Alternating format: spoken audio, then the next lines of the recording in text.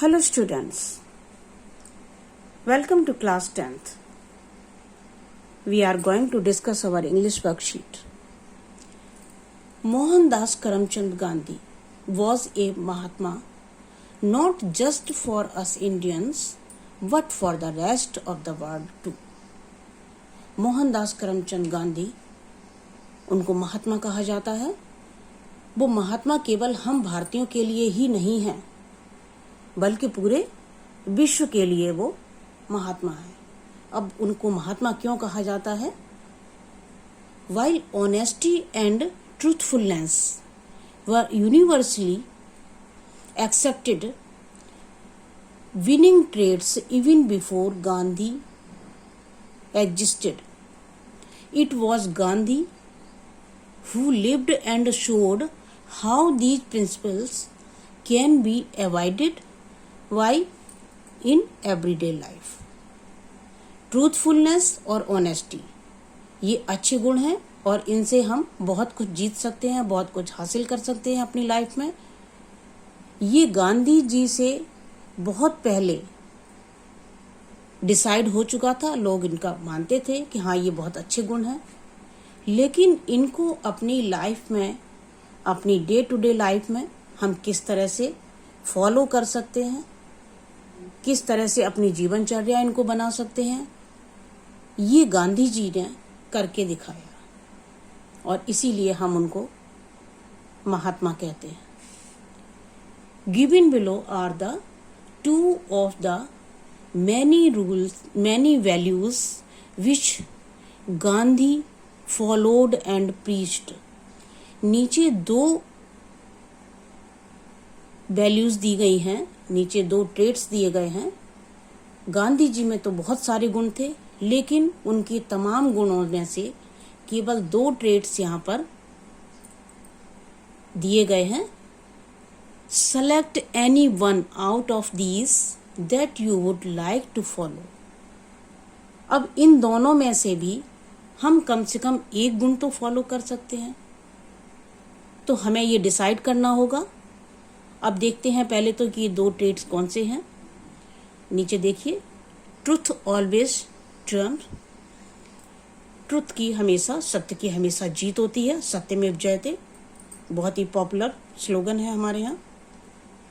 Cleanliness is next to godliness. सफाई। Write a letter to the school counsellor telling him or her about your decision and the changes you plan to bring in your daily routine to follow this. आप इन दोनों में से decide करेंगे कि हमें कोई एक तो ट्रेट फॉलो करना है गांधी जी का, और उसके अकॉर्डिंग हमें अपने जीवनचर्या में, हमें अपने रूटीन में क्या चेंजेस लाने हैं, उससे हम अपने स्कूल काउंसलर को अवगत कराएंगे एक लेटर के द्वारा।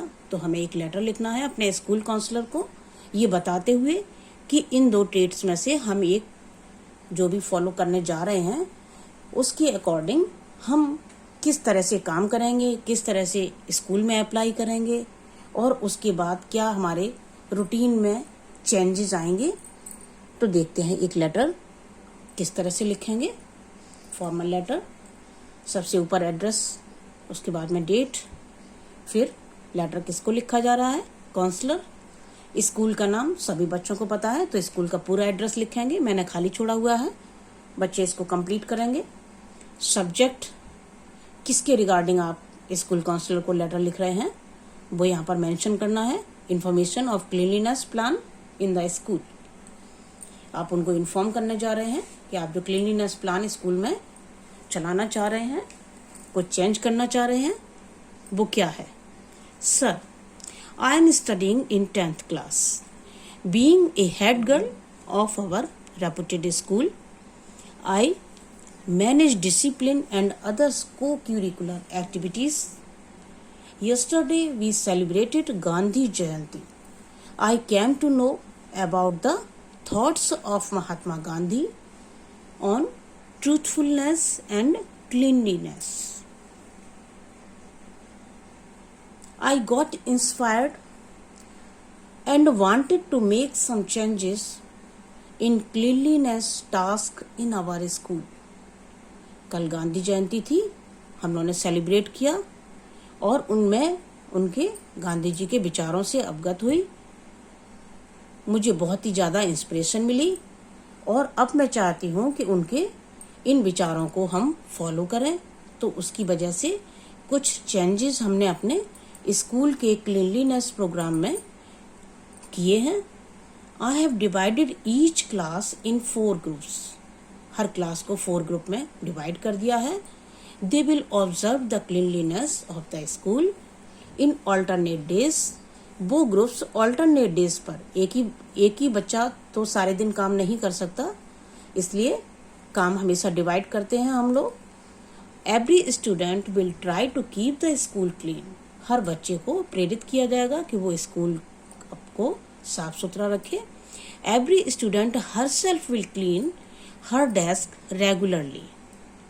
हर बच्चा अपनी डेस्क खुद साफ करेगा। The cleanest class will be awarded once in a month. और जो सबसे ज़्यादा क्लीन क्लास होगी ये भी ऑब्जर्व किया जाएगा और महीने के आखिरी में उस क्लास को अवार्ड दिया जाएगा। I will make some poster on cleanliness to make others aware of the importance of cleanliness. मैं कुछ पोस्टर भी बनाऊंगी लोगों को अवेयर करने के लिए कि क्लीनलीनेस हमारे लिए कितनी ज़्यादा इम्पोर्टेंट है। Thanks, your sincerely.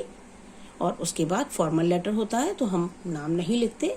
यहाँ भी कोई नाम क्वेश्चन में मेंशन नहीं किया गया है। जब तक क्वेश्चन में नाम मेंशन नहीं होता है तब तक हम यहाँ पर कोई भी नाम नहीं लिखते हैं, इसलिए XYZ लिखकर छोड़ दिया है। सो कंप्लीट कर लीजिए। फॉर्मल लेटर का फॉर्मेट फॉलो कीजिए और ये जब भी हम कोई भी लेटर या पैराग्राफ या स्टोरी आपका राइटिंग वर्क आता है और हम यहाँ पर उसको लिख कर देते हैं आपको, तो ये ज़रूरी नहीं है कि आप इसको एज इट इज़ फॉलो करें। आप इसमें नए सेंटेंसेस ऐड कर सकते हैं, अपने बिल्कुल नए सेंटेंस बना सकते हैं। क्रिएटिव राइटिंग है, आपको अपने विचार, अपने सेंटेंसेस अपने तरीके से लिखना आना चाहिए। क्रिएटिव राइटिंग इसीलिए होती है। तो आप अपने सेंटेंस बनाइए और लेटर लिखिए। Thank you so much.